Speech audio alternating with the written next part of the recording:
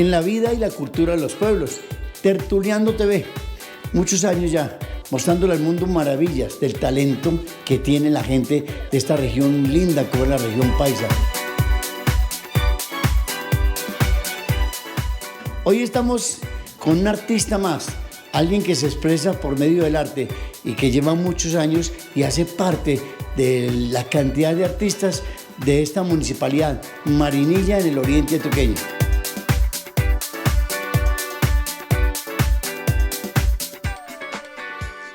Les doy la bienvenida entonces a otro programa y los invito al taller de Jesús Alberto Arbeláez Arce, Jalar. Bienvenidos al taller, al desorden de la creación.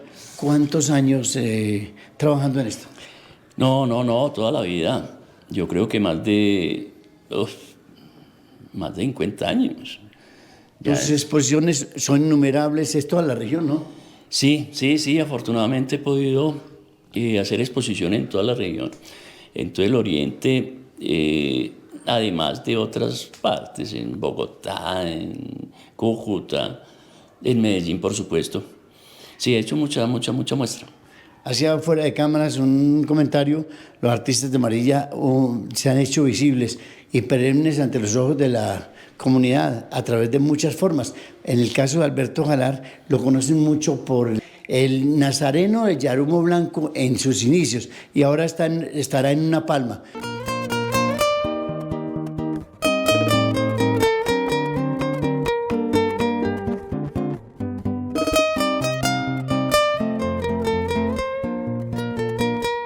Bueno, el seudónimo siempre fue Jalar, Jesús Alberto Arbeláez Arce.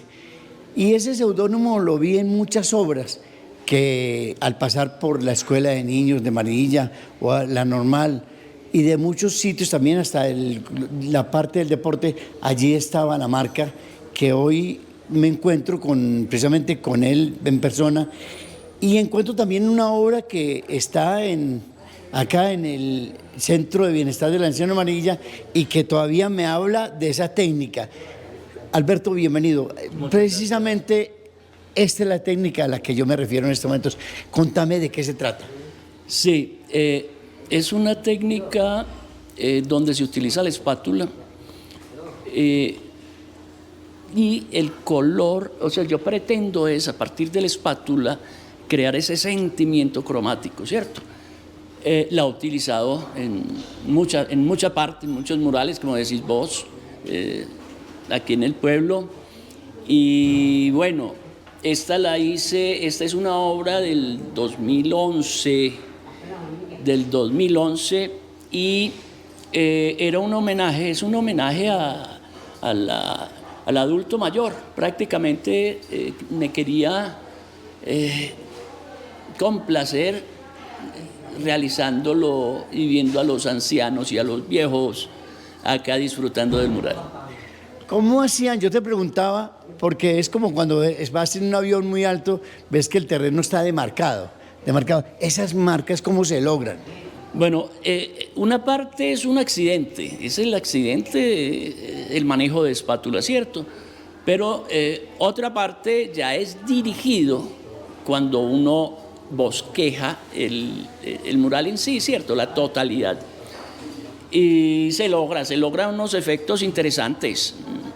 Bueno, precisamente yo hablaba al iniciar esto de algo que era característico. ¿Todavía se conserva esa técnica o se ha evolucionado mucho en esto? Bueno, la técnica de espátula, eso continúa. Ahora, es cuando uno a la técnica le imprime el toquecito mágico, ¿cierto? Personal. Yo siempre he manejado esta técnica,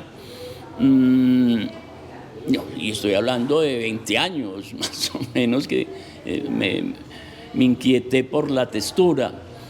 Pero sí, permanentemente estoy con la espátula. otra cosa que veía yo en esas obras, estoy hablando de esos tiempos, cuando yo supuestamente estaba joven y pasaba por los colegios, era el personaje tenía facciones muy bien determinadas, una nariz bien organizada. Entonces, eso tenía un motivo especial y decía yo, me llamaba la atención. Bueno, no, ya hace 30.000 años, eso hace mucho tiempo. Sí, lo que pasa es que yo fui alumno de Jorge Cárdenas y yo creo que eso viene de ahí, era la exigencia misma de Jorge en el manejo de la figura, o sea, acercándonos a esa perfección, ¿cierto? Cuando vos te involucras con el realismo, hombre, hacelo bien, ¿cierto? Entonces, esa era una de las premisas y siempre le puse mucho cuidado a la figura humana.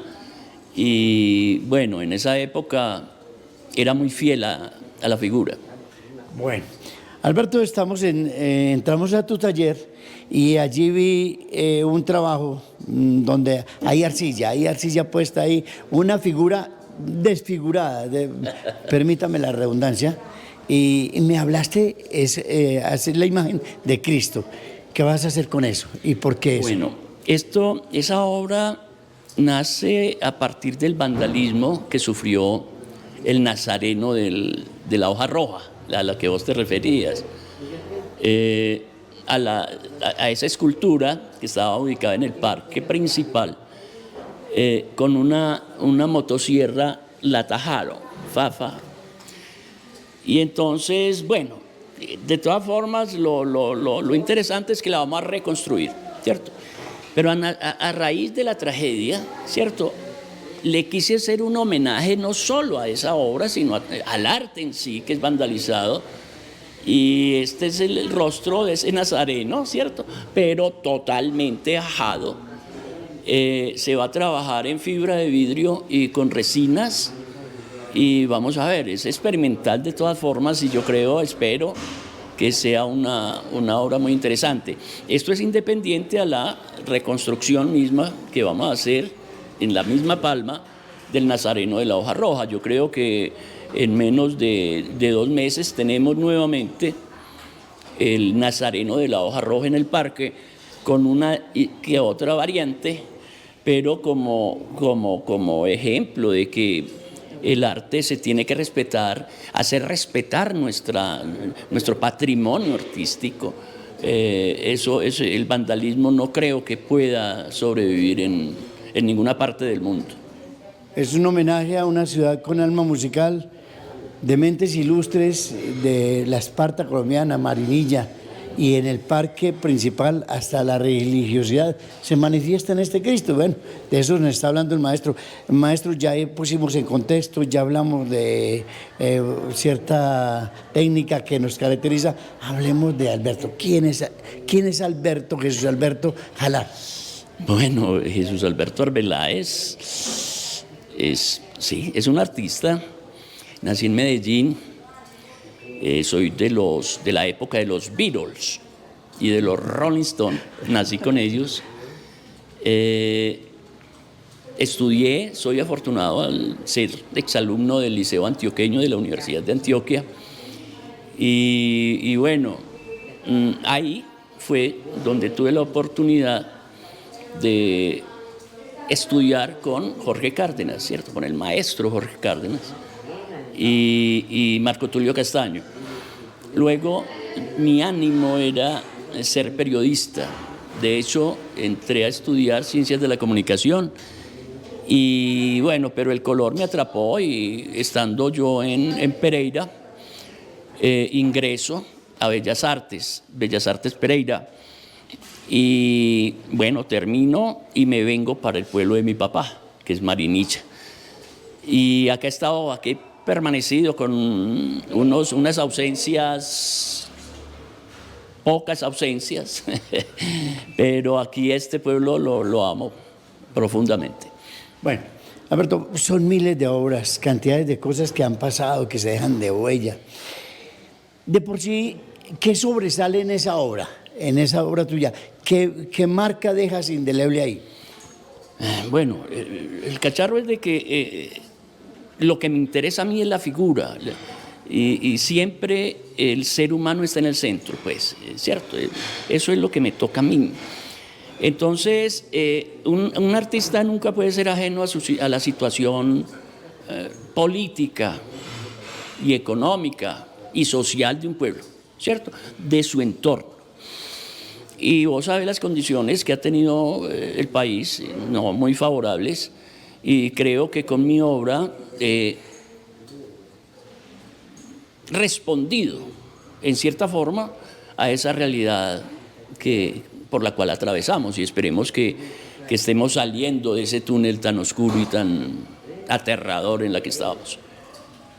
El artista empieza, me imagino que manejando crayola, lápices, colores, lápiz color, de esas técnicas que te tocó en ese recorrido de la universidad, ¿alguna cosa conservas todavía?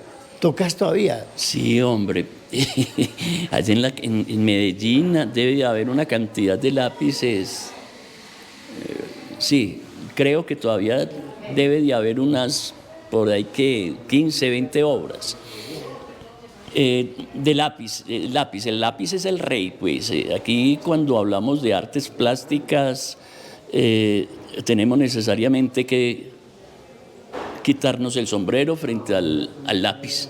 El lápiz es el rey del arte, definitivamente, y he estado ahí siempre con el lápiz, experimentando nuevas técnicas, pero el lápiz siempre ha estado presente.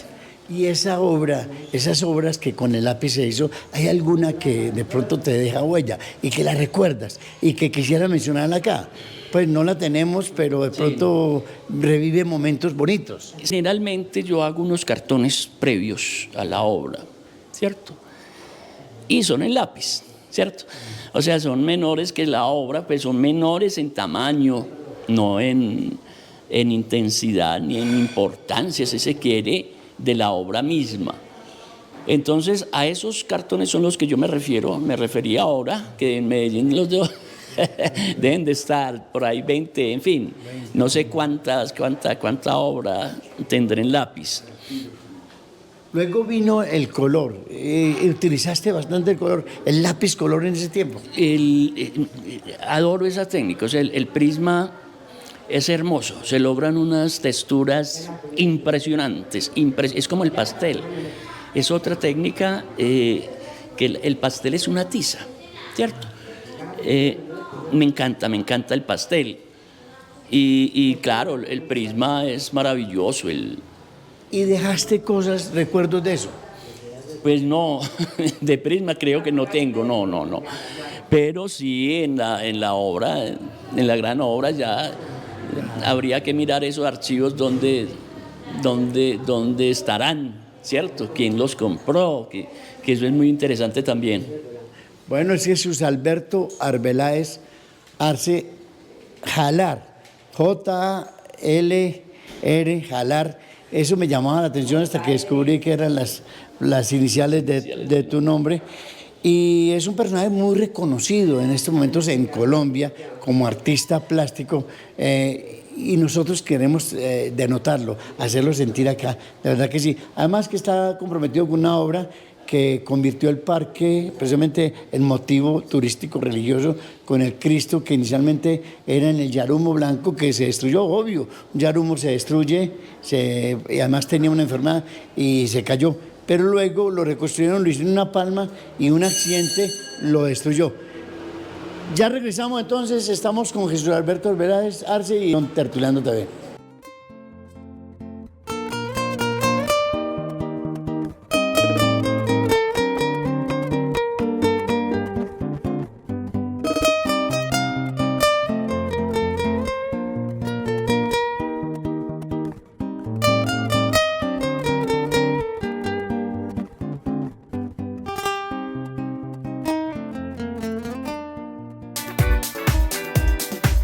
Cada año a los diferentes pueblos regresan todas sus colonias, propios y visitantes se unen en torno a la alegría y en comunidad disfrutan de unas grandes fiestas. Tengo un personaje muy importante que es José Luis Duque Pineda, 2 veces alcalde del municipio de Marinilla y pues bastante incidente en el desarrollo de esta población.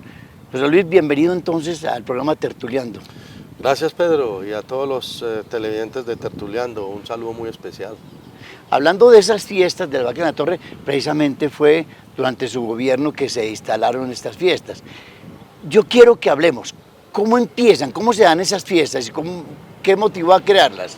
Sí, es muy bonito porque Marinilla siempre fue reconocida por el Festival de Teatro Infantil, el teatro Mayor, los festivales de música andina, música religiosa, y toda la gente preguntaba que por qué no hay fiestas de retorno en Marinilla, distintas a las culturales, que eran importantes, como las había en todos los municipios. Era el único municipio del oriente antioqueño que no tenía fiestas del retorno, llamémoslo así, o sea, fiestas populares. Porque claro, festividades culturales, todas las que ustedes conocen. Entonces ahí empezó a nacer la idea de muchos ciudadanos, porque no fue un tema administrativo. Empezó en el 98 la idea de que se le pusiera el nombre de las fiestas populares del cooperativismo, que porque éramos muy fuertes, que del transporte, otros que de la guitarra, porque el símbolo de la guitarra es muy bonito, y muchos nombres, hasta que eso se volvió un problema muy grande. Pensábamos hacer las primeras fiestas en el 98 y entonces dijimos no, esperemos y más bien hagamos una encuesta. Y se hizo una encuesta con todos los muchachos de 11 en 1999 y se escogieron los 3 nombres principales: cooperativismo, las fiestas de la guitarra, que creíamos que eran como las más bonitas porque eran culturales, y las fiestas de la Vaca en la Torre. ¿Por qué nació la fiesta de la Vaca en la Torre? Porque la gente decía, pero si todo mundo le mama gallo a los marinillos en todo el país, cada que nos dicen marinillo, los que éramos estudiantes, los que éramos comerciantes, era un símbolo, no sabíamos que nos decían por eso, que era un símbolo de bobo, de menos, de que éramos muy brutos, que subimos la Vaca en la Torre, que entrábamos a la iglesia a una viga atravesada, todo eso. Y entonces nosotros decíamos, pues bueno, si ese es un nombre, entonces hagamos una encuesta. Y se hizo una encuesta en el 99. Resulta que ganó las fiestas de la Vaca en la Torre y se vino el mundo encima. Eso fue un dato estadístico, más de 800 personas, estudiantes de 11. Se vino encima 2 mundos, uno el mundo cultural, que son los grandes líderes de las fiestas culturales, de la gente que velaba por el patrimonio público, el doctor Fernando, unos escultores, preocupados porque, pues, ¿cómo vamos a poner la fiesta de la Vaca en la Torre? Era una burla completamente. Era una burla. ¿Cómo vamos a poner? Entonces pensábamos hacer las fiestas en el 99 y no se pudieron hacer, porque se vino el mundo encima. Pero el mundo más complejo se vino con todas las colonias, las de Bogotá, las de Cali, las propias de Medellín y otras ciudades del país, que si ponían ese nombre de las fiestas, no volvían a Marinilla, porque eso era la ridiculización más tremenda. Entonces logramos hacer un pacto con los cultores de aquí, los grandes, y empezamos a darnos cuenta que si nosotros poníamos, se hizo todo un trabajo, hay 2 cuentos escritos, uno por un escultor, otro Fernando Osa, y así empezamos a mirar que eran una posibilidad muy interesante. Entonces nos demoramos 2 años para implementarlas, y en el 2000 se hizo un acuerdo municipal, después de que se escribieron cuentos, después de que se hicieron concursos, empezó a hablarse del maná, que es que la vaca producía maná, que es que la vaca es sagrada en la India, que es que el tema de la religiosidad es muy importante para Marinilla. Empezamos a gozarnos y hubo una conclusión muy bonita por todos, que íbamos a trabajarle todos. Ese pacto fue muy bonito porque ya los cultores nos defendíamos para decir que es que teníamos que, de una cosa que nos volvía y nos minimizaba en todas partes, teníamos que volverlo, y que con seguridad cambiaríamos la historia, y creo que así va. La vaca en la torre está muerta de la risa, porque ella solita fue la que se subió allá en las montañas de mi linda Marinilla, la Esparta colombiana donde se amañó mi Dios. Era muy fácil para decir los contradictorios que eso era una burla, pero la realidad es que el que la defiende, el que realmente la crea, dice, esto es realismo mágico, realmente. Total. Entonces hicimos en el 2000 la fiesta, hubo acuerdo municipal. La siguiente administración, para no poner aquí nombres, pues por miedo le quitó, por las colonias le quitó el nombre al acuerdo. y quedaron así, llamándose fiestas populares sin acuerdo. O sea, en el 2000 hubo acuerdo del Consejo, en el 2000 lo quitaron, no le pusieron nombre, lo quitaron, le quitaron el nombre, las dejaron así abiertas. Yo volví en el 2004-2007 y no le quise volver a poner el nombre por acuerdo, pero siempre las llamábamos, nunca se les quitó el nombre de fiestas populares de Vaca en la Torre, pero la formalidad, ya una administración posterior le puso otra vez el nombre que le habíamos puesto en el 2000. ¿Qué es lo interesante ahí? Es que cuando fuimos a buscar apoyo en todo el comercio para hacer esas fiestas, la primera vez, el primer año, los comerciantes del pueblo a regañadientes apoyaron, pero todas las colonias cero, no ponemos un solo peso. Cuando llegamos en el 2004 empezamos también simbólicamente los campeonatos de colonia. Cuando se empezaron no había ningún extranjero, era una cosa porque nadie creía. Queríamos con eso atraer a las colonias para que empezaran a entender que la Vaca en la Torre se nos había vuelto una oportunidad para que nos quitaran la chapa. Yo digo que hoy esa chapa ya no existe. Hoy uno habla con cualquiera en el país y dice, no es que ustedes son muy inteligentes, no es que ustedes son muy empresarios, no es que ustedes son muy cultores. Entonces yo creo que lo que se pensaba se logró. Qué horrible, yo tuve esa experiencia de ser estudiante interno en Medellín y con otro marinillo, el otro le daba más duro, le decían marinillo y que habíamos atravesado en las vigas para entrar a la iglesia. Hombre, nos inventaron cantidades de cosas y había qué dolor porque este muchacho se daba golpes con los compañeros y había que la rectoría allá se mantenía. Yo le decía, no haga eso, antes, y ya empecé a contar el cuento. Y lo que hizo precisamente con estas fiestas es esa chapa, como usted dice, utilizarla como se hace, es decir, para beneficio, para acabarla. En Colombia son dos pueblos muy significativos, que son Pasto y Mariña, ¿no es así? Es así. Sí, es que es decir, los pastusos son inteligentísimos, pero la chapa del cuento pastuso es que ellos son brutos y los marinillos igualitos. ¿Qué pasa? Bueno, eso surgió, recuerden, la chapa surgió porque en Marinilla, como éramos tan cultores, una familia Gómez era cantor de la iglesia y llegaron unos marinillos antiguos de los que eran los que se dicen sangre azul y había una vaca detrás de la iglesia, de la torre, y desde el balcón le dijeron, ve estos marinillos como son de brutos, ahí hay una vaca, tienen una yerba ahí arribita en la torre de la iglesia y mira, subieron una vaca para bajar la yerba. Y así nació toda la jocosidad, hace por ahí en el 920. Y se quedó la chapa y era simplemente un mamagallismo que surgió. Cómo del mamagallismo terminó volviéndose eso como si fuera una chapa negativa. Pero realmente se ha vuelto muy positiva, las colonias ya hoy la aceptan en ninguna parte. Por ejemplo, el caso mío, yo llegué a la universidad, a mí me llamaron 6 meses marinillo, yo no entendía por qué, nunca entendí. Cuando llegué al segundo semestre, no me volvieron a llamar. Yo gané todas las materias, éramos 30 de la misma carrera, solo 5 pasamos, y cuando yo pasé todas las materias, no me volvieron a llamar. Yo nunca me vine a dar cuenta del tema, sino cuando estaba en el 8º semestre. A todos nos pasa eso. En la Antioquia, todo personaje que es avispado, le ponen la chapa. Marinillo. Ya no. Ya hoy es símbolo de que somos empujadores, que manejamos muy buenos niveles de cultura, y creo que se logró. Por eso los cuentos. El cuento del maestro Alonso Ríos, que en paz descanse, sobre la vaca en la torre. Después de eso nació el famoso sitio de restaurante y lo pusieron así. Yo fui el primero que saqué un correo electrónico, creo que lo saqué en el mismo 2000. Claro. No lo pude sacar con los comerciales, no le paré bolas, pero todavía lo tengo.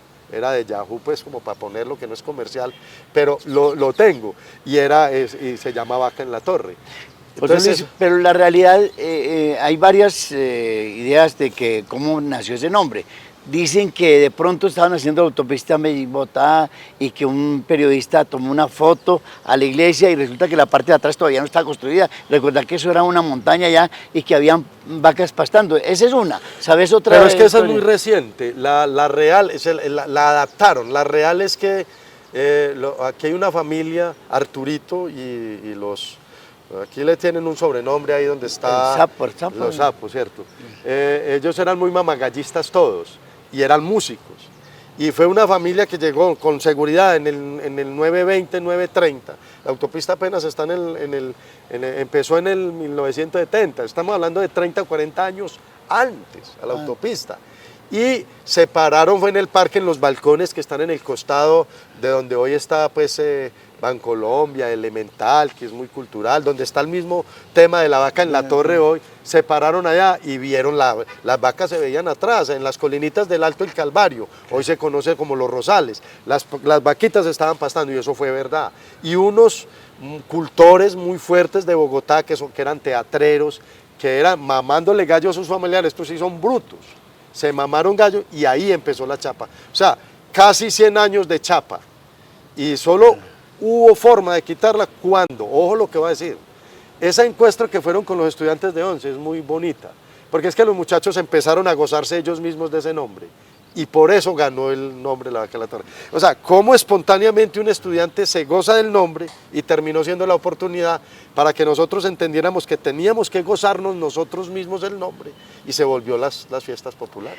Muy importante esta nota y pensando que esos remoquetes que tiene Mariña muy propios, tenemos un minuto para contar que aquí se llama la Esparta colombiana y sabemos perfectamente por la gesta libertarias, sabemos que es de mentes ilustres, ciudad de mentes ilustres, sabemos que un alma musical y todas estas cosas, no somos tan bobos como nos pintaban, ¿no? No, para nada, y hoy precisamente es un reconocimiento. Yo no digo que solo las fiestas, pero las fiestas empezaron a hacer otro tipo de atracciones.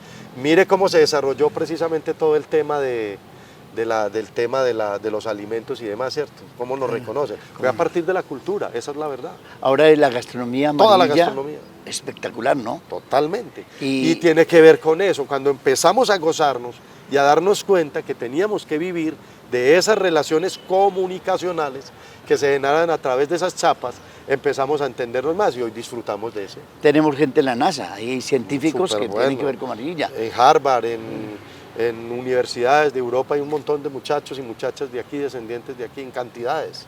Venga Amarilla, Amarilla es deliciosa y Amarilla es de gente inteligente. No, ¿cierto? Como decía. No, para nada. Y la vaca en la torre es muy bacano, es que produce leche. ¿Qué nos sale de la vaquilla? José Luis, muchas gracias, hombre. De verdad A usted, Pedro, con este programa Tertuliano, de verdad que es muy animado conocer y entender cosas de todo el Oriente.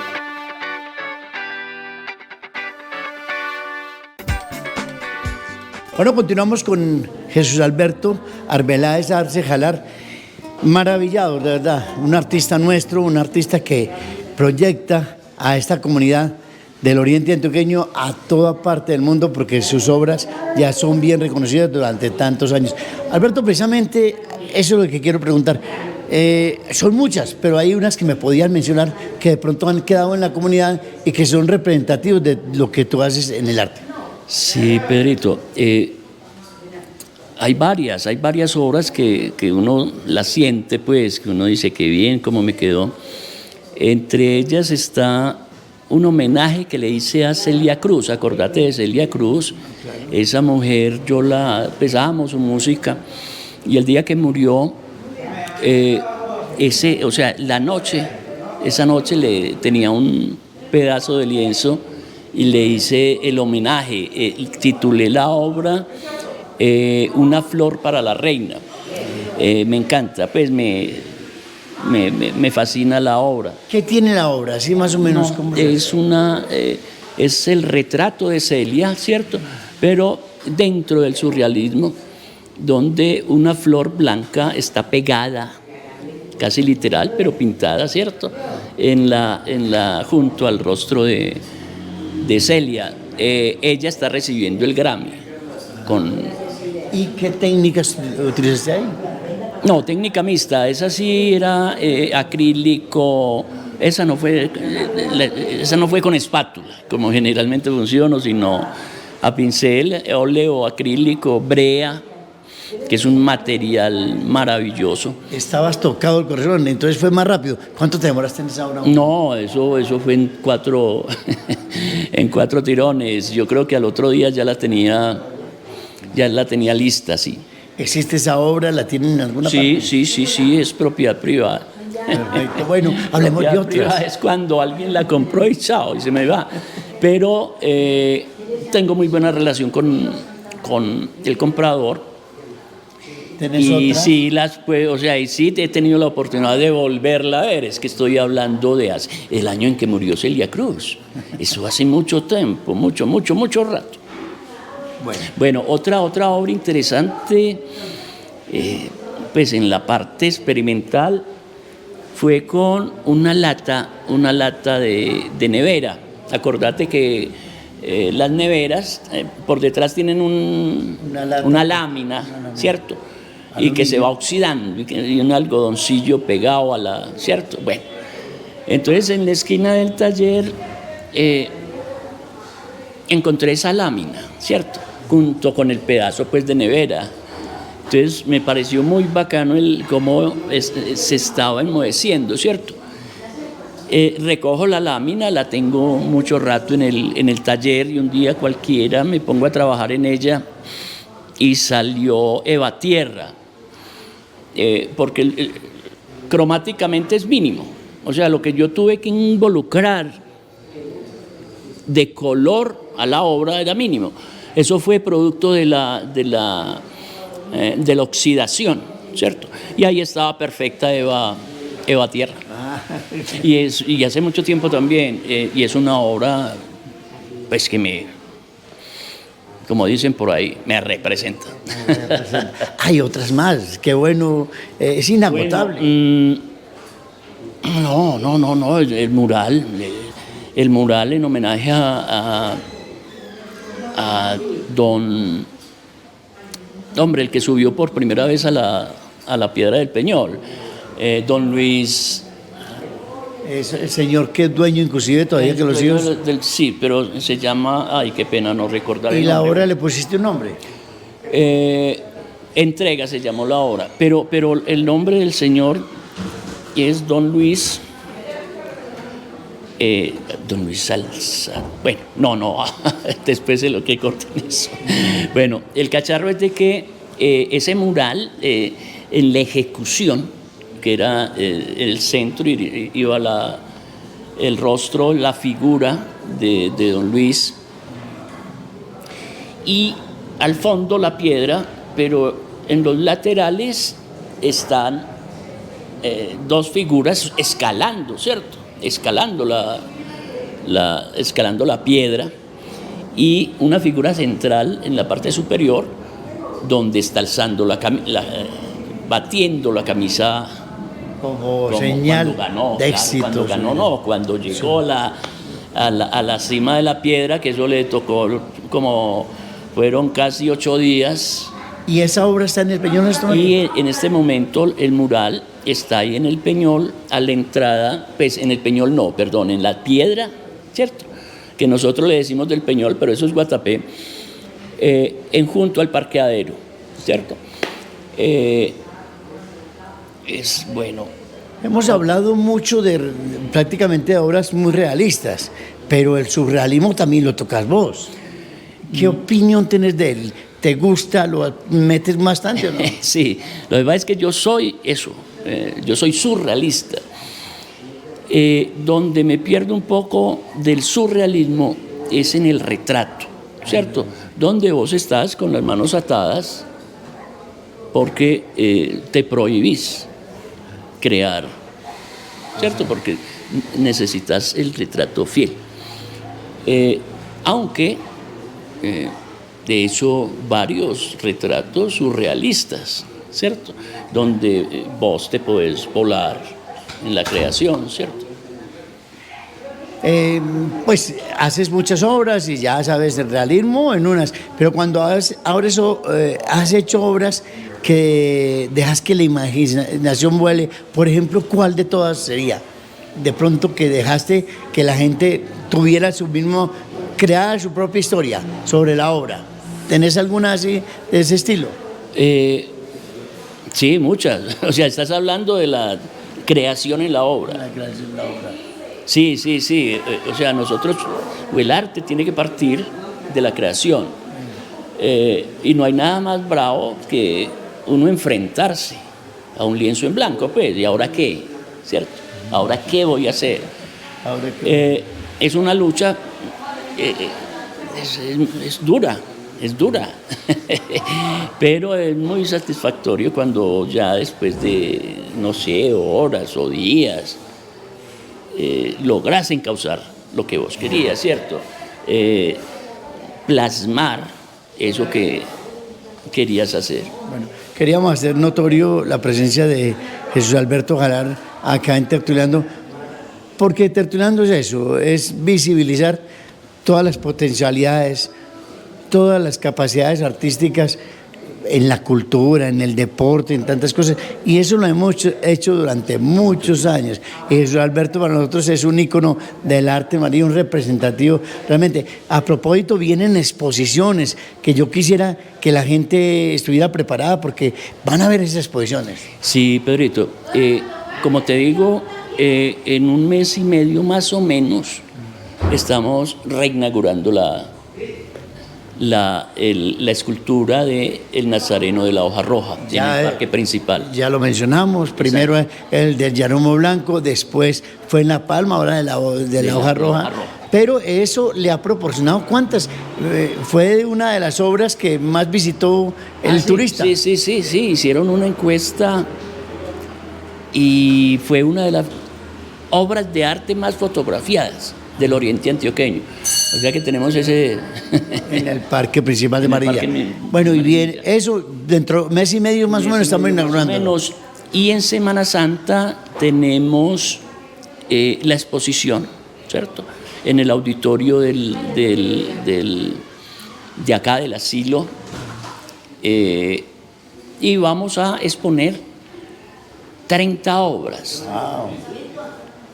Con una sorpresa que es que van a estar ejecutadas en tondos. El tondo es cuando en un círculo, ¿cierto?, ya sea de madera, en fin, de diferente material, plasmamos las obras. Bueno, Alberto, va a ser interesante. Qué agradable que nos das este tiempo. Yo te recuerdo que tenemos una sorpresa, creo que tenemos una sorpresa a propósito de 20 años que lleva Tertuliando TV. Sí, señor. Estuvimos en Estados Unidos, nos dieron una condecoración especial y hoy creo que tienes algo. Sí, y yo creo que yo no podría estar ajeno a esa fecha tan importante de los 20 años de Tertuliando y obsequio con el mayor cariño y con el alma una obra. Va a ser Nazareno. Acordate que Marinilla es eso, el Nazareno, para que vos en conmemoración y en celebración de los 20 años de Tertuliando obsequies a tus fieles oyentes y televidentes.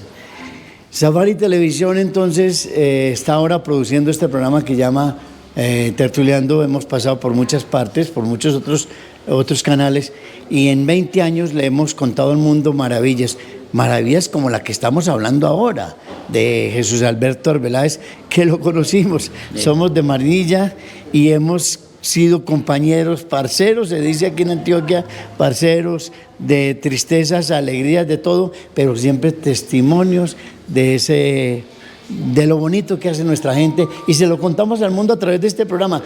Alberto, yo no quiero terminar antes sin, ¿qué es lo que has soñado o soñaste hacer y no has podido lograr y que algún día piensas y lo lograrías por medio del arte? Hombre, Pedro, no, llegar al amarillo. ¿A qué te refieres? Al color. O sea, tener la capacidad de llegar a ese amarillo que me sueño, ¿cierto? En la práctica misma de la plástica. O sea, que no existen todos los colores que el artista necesita. No, correcto. El artista crea sus propios colores. Para mí el amarillo, hay un amarillo que es único. Y el proceso, por eso te digo, es ese sueño de llegar a ese amarillo, a ese toque mágico, ¿cierto? Es que no es muy fácil, pero bueno, estoy en la lucha. Los artistas de por sí tienen algún le mete un escarabajo o algo, no sé, yo he visto en otras obras que tienen algo en el fondo que siempre identifican al artista, este es de tal. En el caso de las obras de Alberto, ¿le has puesto una marquita propia? No, afirma simplemente. Pero algo característico ya es la técnica, ¿cierto?, que utilizo Y sí, es muy fácil identificar una obra de Jalar. La espátula, el manejo de la espátula, eso es lo que quería denotar. Don Alberto, muchas gracias por estar con nosotros en este programa. Es otra persona que para nosotros vale mucho la pena porque sus obras trascienden no solamente a Colombia, al departamento de Colombia, sino a todo el mundo que lo ha conocido a través de ¿cuántos años? 17, 20 años. Mucho tiempo. Más. Mucho tiempo, sí. Mucho tiempo lo ha conocido trabajando esto. Además, los murales que hay en las diferentes calles, porque son innumerables los murales, ¿cierto? Sí, se ha manchado mucho. Se llama- Se ha garabateado por mucha parte. Se ha garabateado, se ha manchado, él dice, pero ha dejado huella. ¿Alguna vez hiciste un mural que tuviera un objetivo de protesta? Generalmente todos, pues ojo, ¿cierto? Unos en mayor intensidad que otros, pero sí quiero recordar hoy es el mural que le hice en 1990 en homenaje de Van Gogh. Y lo hice en la casa del doctor Horacio Mejía. Eso queda por allá, por lo normal, donde vos trabajabas. Y era un muro, el paredón de la casa tenía 14 metros y don Horacio pintaba y al otro día lo grafitaba, lo ensuciaba. Entonces el hombre habla conmigo y yo le digo, listo, hagamos un mural, ¿cierto? Posible que lo hagan. Lo hicimos y me acerqué fuertemente a la vida de Van Gogh, ¿cierto? En su técnica, yo creo que fue algo muy, muy valioso para mí porque me involucré en ese gran artista, en ese gran maestro y bueno, estuvo vivo el mural casi 4 años.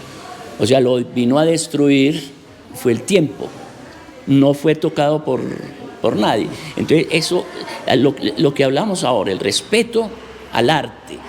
Cuando la gente, por más violenta que sea, ve arte, mira arte, le gusta algo, no lo toca, lo cuida. Y eso es lo que debemos hacer nosotros con... Hablaste de Van Gogh, pero hubo también otro artista que no olvidas nunca en esta carrera. Un artista que fue como un símbolo para vos. Pues Luis Caballero. Yo creo que el carbón de Luis Caballero, colombiano además, la huella que me dejó Caballero es absoluta. Luis Caballero. Ya Bueno. muerto, pues ya se nos fue. Muchas gracias, maestro, y de verdad que gracias por estar con nosotros. Muy amable por ahora. Es Tertuliando TV, 20 años mostrándole al mundo maravillas de lo que hace esta gente maravillosa que es la región paisa.